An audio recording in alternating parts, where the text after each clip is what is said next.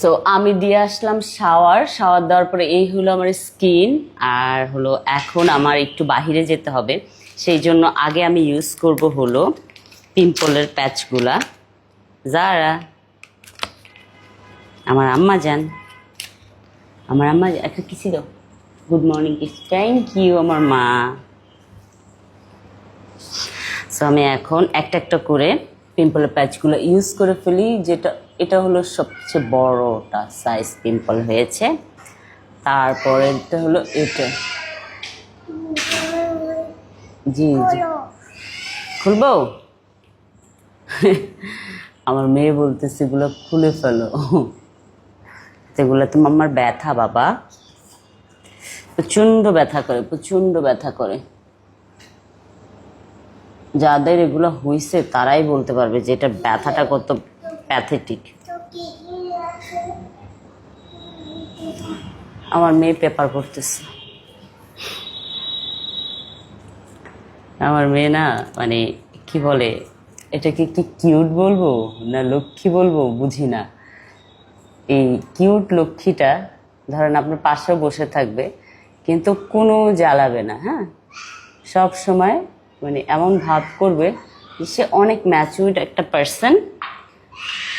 So মানে সে হলো সব কিছু মাকে আগিয়ে দেবে।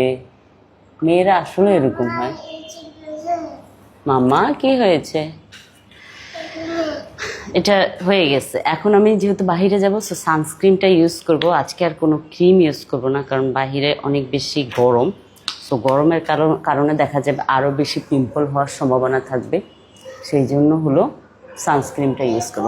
তবে একটা জিনিস কি জানেন, সেটা হলো আমি আপনাদেরকে বলি, আপনার সর্বপ্রথম যেটা করা উচিত সেটা হলো আপনার ফুড হ্যাবিট প্লাস হলো ঘুম, এই দুইটা মাস্ট বি আপনি চেঞ্জ করলেই হলো আপনার স্কিনের রিকভারি অনেক তাড়াতাড়ি হবে। দেখেন আমার 14 দিনে আলহামদুলিল্লাহ আমার স্কিন, আজকে 14 দিন, হ্যাঁ 14 দিনে আলহামদুলিল্লাহ আমার স্কিন এত বেশি বেটার আছে।